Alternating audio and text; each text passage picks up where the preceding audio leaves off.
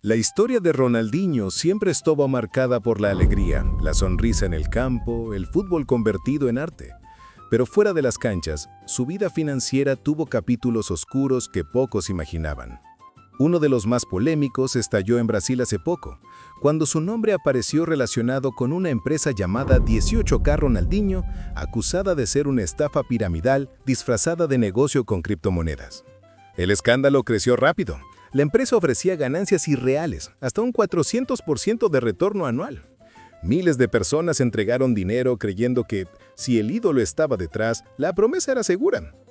Inversores de distintas partes de Brasil pusieron sus ahorros en manos de una compañía que usaba la marca y el rostro del jugador para transmitir confianza. La realidad fue distinta. El esquema colapsó, como ocurre con toda pirámide. Las denuncias se multiplicaron y pronto una demanda colectiva exigió más de 300 millones de reales en indemnización. Los titulares explotaban. Ronaldinho acusado de estafa millonaria. Su imagen, tan asociada a la magia y el carisma, estaba ahora manchada por sospechas de fraude. Ronaldinho negó rotundamente ser el responsable. Declaró que nunca participó en esa empresa de inversiones, que su nombre e imagen fueron usados sin autorización. Según su versión, años atrás había firmado un contrato con 18K Watches Corporation, una compañía que producía relojes con su imagen, pero nunca autorizó que lo vincularan a negocios financieros, ni mucho menos a criptomonedas. Para él, todo lo demás fue un uso indebido, una manipulación que terminó arrastrando su nombre a los tribunales. El caso llegó hasta el Congreso brasileño. Una comisión parlamentaria lo citó en varias ocasiones. Ronaldinho faltó a las 2 primeras audiencias, lo que levantó aún más sospechas, hasta que finalmente compareció y repitió su defensa. Soy víctima, no responsable. Nunca autoricé que mi nombre se usara en esa empresa de inversiones. Pero para muchos ya era tarde. La confianza estaba rota. Miles de personas habían perdido dinero, y aunque él insistiera en su inocencia, la asociación de su imagen con la estafa piramidal quedó en la memoria colectiva. El nombre de No hubo Ronaldinho cárcel, aparecía en pero sí un pancartas, daño profundo en a su periódicos, reputación. en programas Lo de irónico es que televisión Ronaldinho, y, el lo más mismo que doloroso, deslumbró al mundo en las con su denuncias fútbol, de gente terminó común que envuelto en un aseguraba episodio haber que se perdido convirtió todo en lección. por confiar en Una un lección proyecto dura. que parecía Cuando tener alguien la promete bendición del rendimientos ídolo. irreales, aunque El use la cara escándalo de tu tenía ídolo un nombre favorito, concreto. hay que desconfiar. 18K Ronaldinho.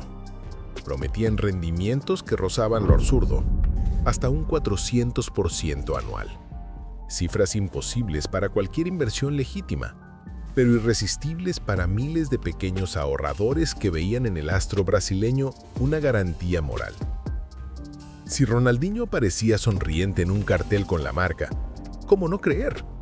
Muchos no vieron un riesgo. Vieron la oportunidad de subirse al mismo tren que llevaba a un campeón del mundo, a un Balón de Oro, a uno de los futbolistas más queridos del planeta. Cuando el esquema comenzó a derrumbarse, las historias personales emergieron con crudeza. Familias que habían vendido coches para invertir, empleados que hipotecaron sus ahorros, jubilados que confiaron en multiplicar lo poco que tenían para asegurar su vejez. Todos tenían algo en común. Habían creído que Ronaldinho estaba detrás y ahora lo acusaban de haberlos traicionado. Ronaldinho, sin embargo, defendía una versión distinta. Una y otra vez repetía que él jamás participó en esa empresa de criptomonedas, que todo comenzó años antes, cuando firmó un contrato para promocionar relojes de la marca 18K Watches Corporation. Para él, su relación terminaba ahí. Lo que vino después, el uso de su nombre para dar credibilidad a un esquema piramidal, fue, según sus palabras, un abuso, una usurpación de su imagen. El problema era que, en los tribunales y en la opinión pública, esa distinción no era tan clara. ¿Había sido cómplice o víctima? ¿Se benefició indirectamente o, como él aseguraba, había sido arrastrado sin saberlo? La polémica estaba servida. La Comisión Parlamentaria de Investigación CPI en Brasil lo citó a declarar. 2 veces no acudió, aumentando las sospechas y la presión mediática. En la tercera ocasión, bajo un clima de expectación enorme, se presentó. Vestía sobrio, con un gesto serio poco habitual en él. Frente a los diputados, su mensaje fue contundente. Soy víctima, No participé de la empresa. No autoricé que usaran mi nombre para nada que no fueran relojes. Esa declaración fue suficiente para detener, al menos en ese momento, la idea de un involucramiento directo. Pero las demandas civiles siguieron. Una de ellas, colectiva, reclamaba más de 300 millones de reales en indemnización. El monto reflejaba no solo el dinero perdido, sino el daño moral de quienes se sintieron estafados bajo la sombra de su imagen. Las audiencias se sucedían. Ronaldinho, acostumbrado a los estadios llenos y a los aplausos, ahora escuchaba su nombre entre murmurrujos de sospecha, titulares de prensa que hablaban de fraude y voces indignadas que lo culpaban por haber prestado, aunque fuera sin querer, su rostro a una operación que arruinó vidas. Los abogados defensores insistían en que todo se trataba de un malentendido contractual, que Ronaldinho solo había firmado en 2016 un acuerdo para prestar su imagen a la venta de relojes y que nunca autorizó que su nombre se vinculase a inversiones financieras. Era cierto. En el documento original no se mencionaban criptomonedas, ni retornos, ni esquemas de inversión.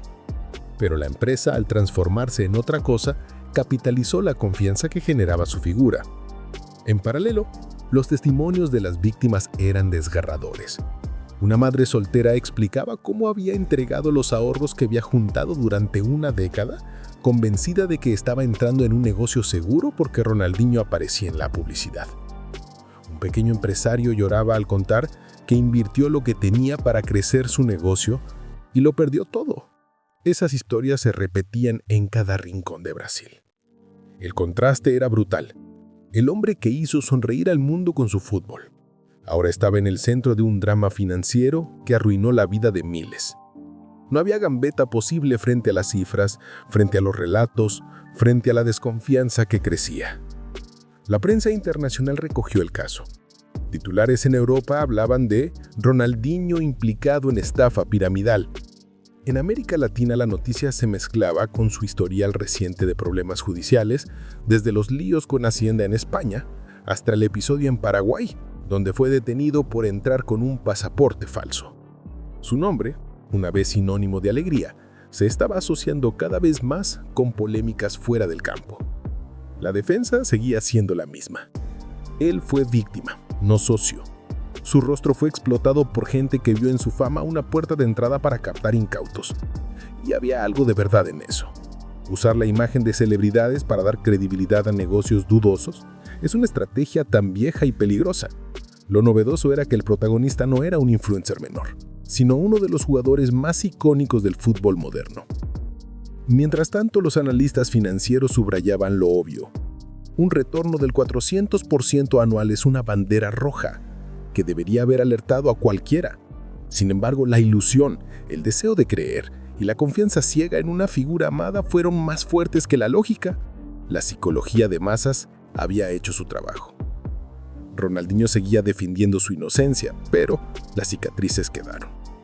En la calle la gente ya no solo hablaba de sus regates mágicos o de su gol inolvidable al Chelsea, también mencionaban la estafa de 18K.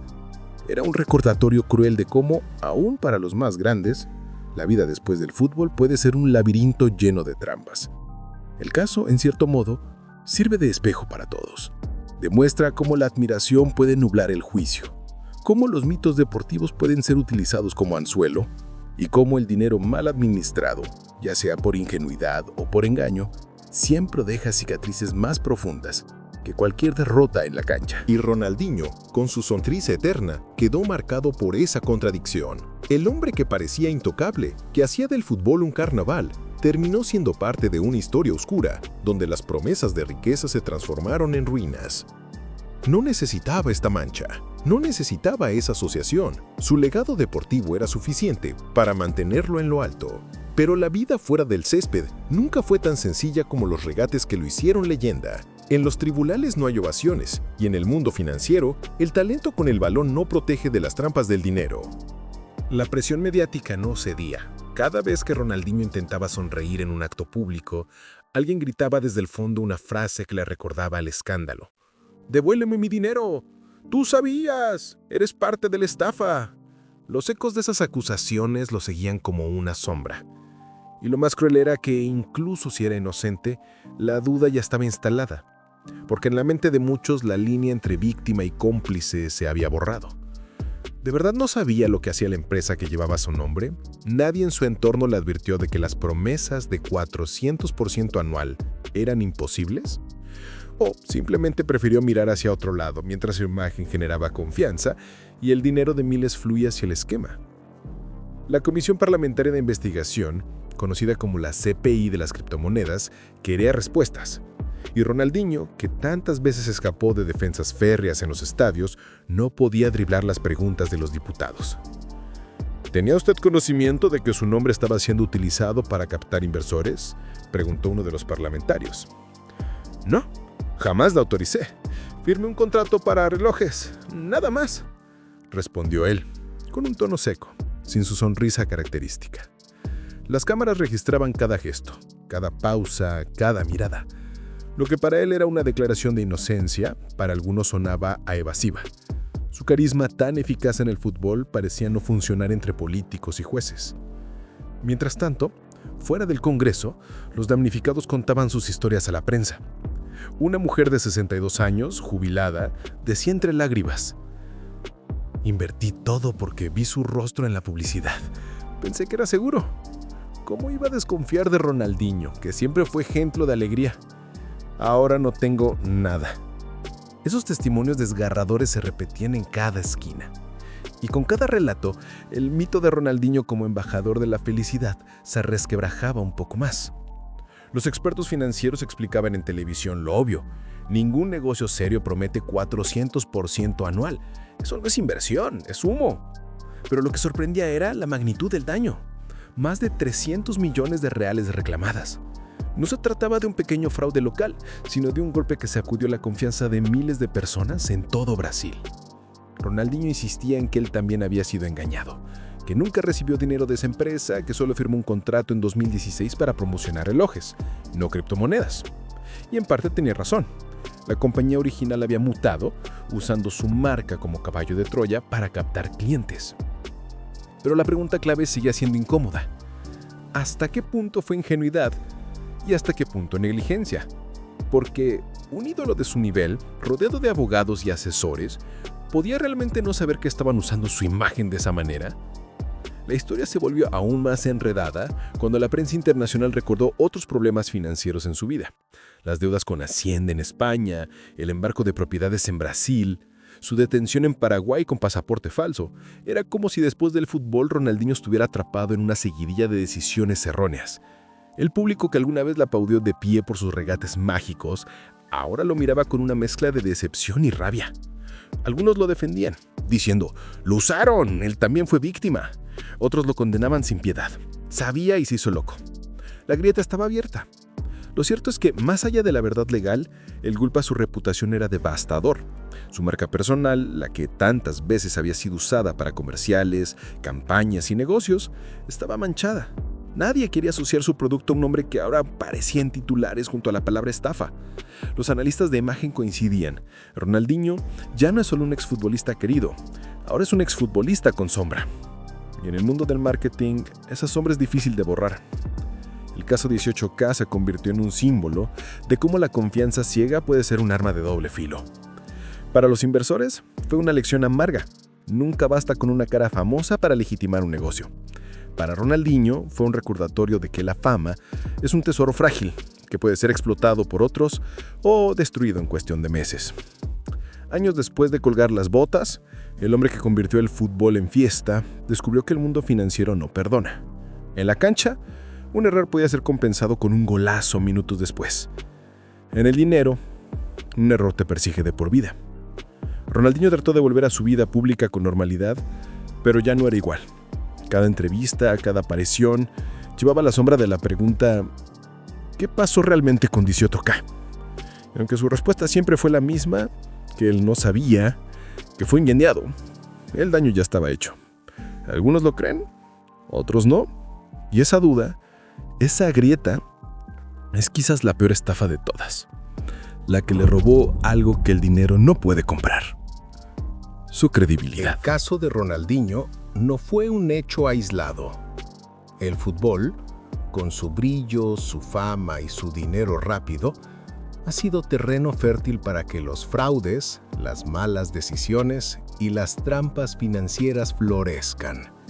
Y aunque muchos piensan que un campeón del mundo o un ídolo global está blindado contra los errores, la historia demuestra lo contrario.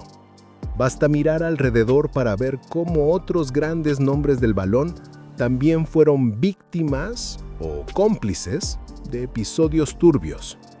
Diego Armando Maradona fue un genio en la cancha, pero fuera de ella, su vida estuvo llena de sombras financieras. En Italia, el fisco lo persiguió durante décadas por deudas millonarias con Hacienda. Maradona aseguraba que fue víctima de una persecución injusta, pero lo cierto es que durante años no podía pisar Nápoles sin que los oficiales de impuestos le confiscaran relojes, joyas o cualquier objeto de valor que llevara encima. Su imagen de dios del fútbol se mezcló con la de prófugo de la fiscalidad. Lionel Messi, considerado por muchos el mejor jugador de todos los tiempos, también fue señalado por fraude fiscal en España. Junto a su padre, fue condenado en 2016 por defraudar más de 4 millones de euros a Hacienda mediante sociedades en paraísos fiscales. Aunque finalmente la pena de prisión se sustituyó por una multa, el golpe mediático fue fuerte. Ver a Messi sentado en el banquillo de los acusados fue un choque brutal para millones de fans. Cristiano Ronaldo, rival eterno de Messi, pasó por un episodio similar. En 2017 fue acusado de fraude fiscal por casi 15 millones de euros. Al final, llegó a un acuerdo y pagó una multa millonaria para evitar la cárcel. La imagen de Cristiano entrando a los juzgados de Madrid, saludando a las cámaras como si fuera un partido, quedó grabada como muestra de que ni el más disciplinado está libre de problemas cuando se trata de dinero. Neymar Jr., heredero de la alegría brasileña, también estuvo en la mira por temas de corrupción y fraude en su traspaso del Santos al Barcelona. El fichaje, que parecía un simple movimiento deportivo, terminó convertido en un laberinto de contratos, cláusulas ocultas y denuncias que lo llevaron a enfrentarse con la justicia española. Y la lista sigue.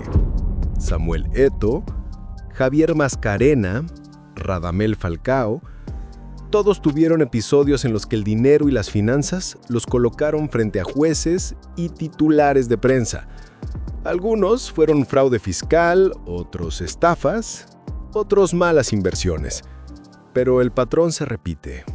El fútbol da fama y dinero en cantidades gigantescas, y con ellos llega la tentación, los asesores deshonestos y la ingenuidad de confiar en promesas que parecen demasiado buenas para ser verdad. Comparado con ellos, lo de Ronaldinho tiene un matiz distinto. No se trató solo de evasión fiscal o de contratos mal hechos. Su nombre apareció vinculado a un esquema piramidal, un tipo de fraude que afecta directamente al pueblo, a la gente común que confió en su sonrisa para entregar sus ahorros. Esa diferencia lo hace aún más doloroso, porque mientras otros se enfrentaron a deudas con el Estado, él quedó asociado a un fraude que arruinó a familias enteras. El contraste es cruel. En el césped, Ronaldinho era sinónimo de alegría colectiva. Fuera de él, en el caso 18K, se convirtió en símbolo de desconfianza. Y eso, para un ídolo que vivió de la admiración, es un castigo más duro que cualquier multa. Lo que todos estos casos demuestran es que la riqueza repentina, la fama y la falta de educación financiera son una mezcla peligrosa. Sin una mentalidad clara, sin disciplina, el dinero que parece eterno se desvanece. Y los ídolos que alguna vez fueron dioses en los estadios terminan reducidos a simples mortales frente a los tribunales.